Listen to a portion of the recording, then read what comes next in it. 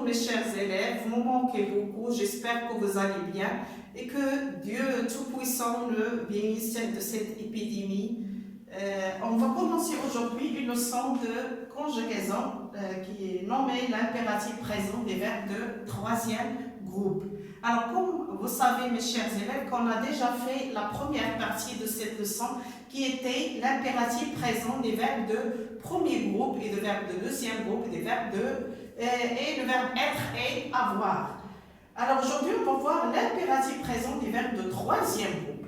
Alors tout d'abord avant de commencer la leçon, vous savez que l'impératif présent est un temps et un mode en même temps. Il sert à donner, exprimer soit un ordre ou bien un conseil ou bien une interdiction. Et vous savez encore, comme on a déjà vu dans la première leçon, que l'impératif présent se conjugue qu'aux trois personnes. La deuxième personne du singulier, la première personne du pluriel et la deuxième personne du pluriel. Alors je vais lire les exemples. Le premier exemple. Mets ton casque quand tu circules à vélo. Mets ton casque quand tu circules à vélo. Ici, vous allez voir qu'on a le verbe mettre. La première remarque que vous allez me dire que le verbe ici se conjugue sans pronom personnel. Alors, normalement ici, on doit mettre tu. Mais puisque le verbe est conjugué à l'impératif, il n'y a pas de pronom personnel tu. On conjugue directement. Mets ton casque quand tu circules à vélo. Alors, lorsqu'on dit à quelqu'un, mets ton casque quand tu circules à vélo, ça veut dire qu'on lui donne un ordre. Cette phrase exprime un ordre. Lui donner un ordre pour mettre le casque pour se protéger. La deuxième phrase, vous avez je vais lire la phrase, tenez bien le guidon pour ne pas tomber. Alors ici, comme je dis dans la première phrase, le verbe tenir, qui est un verbe de troisième groupe, comme le premier verbe qui est le verbe mettre, aussi c'est un verbe de troisième groupe, ils sont conjugués, vous avez remarqué qu'ils sont conjugués sans pronom personnel. Alors ici, normalement, on doit mettre vous. Mais puisque le verbe est conjugué à l'impératif présent, alors on ne doit pas écrire le pronom personnel. Voilà. Alors tenez bien le guidon pour ne pas tomber. Ici aussi, la phrase n'exprime pas un ordre, mais exprime un conseil. Je donne un conseil à quelqu'un pour lui dire tenez bien le guidon pour ne pas tomber. Ça veut dire tiens bien le guidon je lui donne un conseil pour ne pas tomber. Voilà. La troisième phrase, vous avez le verbe aller. C'est un verbe aussi, mais vous savez que le verbe aller est un verbe de troisième groupe. Même s'il se termine par ER, c'est une exception, c'est un verbe de troisième groupe. Alors, si le verbe aller, vous allez remarquer aussi qu'il est conjugué à la deuxième personne de pluriel, mais sans mettre nous. Pronom personnel. D'accord? Pourquoi? Parce qu'il est conjugué à l'impératif présent. N'allons pas trop vite. Cette phrase exprime quoi? Une interdiction. Pourquoi? Parce qu'on a les outils de négation qui sont ne pas. Le verbe est encadré par les outils de négation qui sont ne pas. N'allons pas trop vite. C'est interdit d'aller trop vite. Comme on dit par exemple dans la forêt, n'allumez pas le feu dans la forêt. C'est une interdiction. C'est interdit de faire ça. Alors, comme j'ai dit jusqu'à maintenant, l'impératif présent est un temps et un mode qui sert à exprimer soit un ordre, ou bien un conseil, ou bien une interdiction. Voilà, et je vais ajouter quelque chose, que l'impératif présent se conjugue toujours sans pronom personnel. Il ne se conjugue que trois personnes, qui est la deuxième personne du singulier, la première personne du pluriel et la deuxième personne du pluriel. Alors, avant d'expliquer cette remarque, je vais vous donner, mes chers élèves, d'autres verbes de troisième groupe qu'on va les conjuguer à l'impératif présent. On va voir comment ils se conjuguent. Par exemple, ici, le verbe mettre, c'est un verbe, un infinitif qui c'est un verbe de troisième groupe. Alors, regardez, il se conjugue comme suit.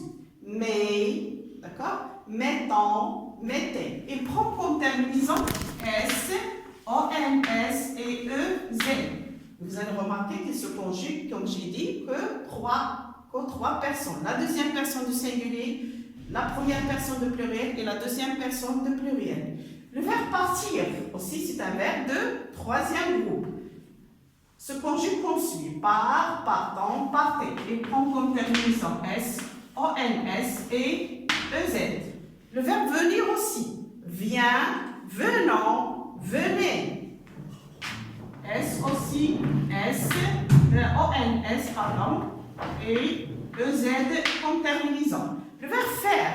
Fait, faisant, faites. Ici, vous allez me dire, il s'écrit avec AI, mais il se prononce E, les enfants, et vous savez déjà ça. Fait, comme on a conjugué au présent, on dit ne faisant. Alors aussi, à l'impératif, on dit faisant. Fait, faisant, faites.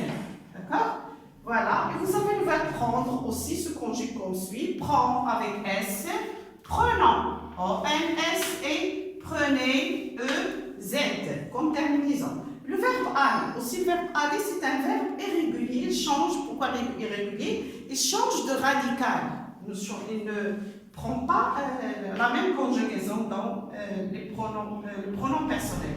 Alors, va, pour le verbe aller, il se conjugue comme suit. À la deuxième personne du singulier, va. À la première personne de pluriel, allons. Et à la deuxième personne de pluriel, allez.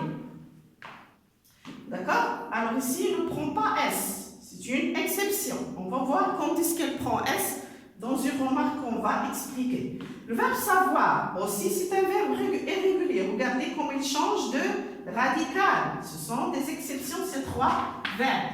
Le verbe savoir, on dit à l'impératif, sache, sachant, sachez. Et le verbe vouloir aussi est un verbe irrégulier, il change de radical. Regardez comment mes enfants, comment ils se conjuguent. Veille, veillant, veillez. D'accord? Alors, retournons au verbe aller. On va expliquer une chose ici. Regardez.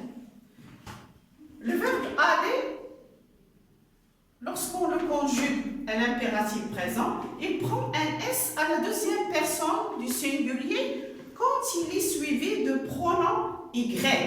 Normalement, comme j'ai expliqué, ici à l'impératif, il n'a pas pris S. Mais lorsqu'il est suivi de pronom Y, il prend S. Exemple, vas-y, lorsqu'on dit va, lorsqu'on veut dire, ou bien conjuguer le verbe à l'impératif, on ne dit pas va-y. D'accord?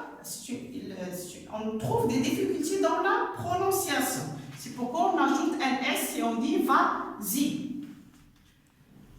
Et aussi pour les verbes de premier groupe et certains verbes de troisième groupe, comme ouvrir. Ouvrir, c'est un verbe de troisième groupe. Les verbes qui se terminent par vrir. Les verbes qui se terminent par frire, comme le verbe offrir. Et le verbe qui se termine par ir.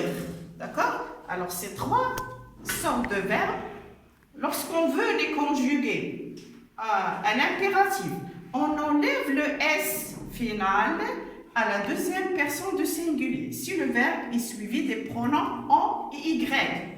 On dit par exemple ouvre-y. D'accord? Pourquoi? Parce qu'il se termine par E à l'impératif, comme les verbes de premier groupe. Ouvre-y, ouvre-en. D'accord? Et offrir aussi. On dit offre-en. Cueillir, on dit cueille-en. D'accord? Pourquoi? Pour des problèmes de prononciation, pour faciliter la prononciation. Voilà.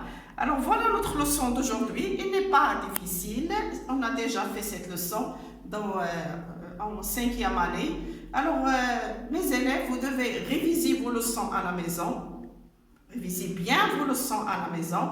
Alors, comme on a dit, ça, ces vacances ne sont pas des vacances comme les vacances qu'on a déjà pris, mais ce sont des vacances exceptionnelles, d'accord? Alors, on doit réviser à la maison, on doit travailler. Vous êtes en 6e année, vous avez devant vous un examen normalisé. Alors, travaillez bien, s'il vous plaît, à la maison. Faites révisez les leçons que vous avez dans le cahier de leçons, les leçons qu'on a données par vidéo.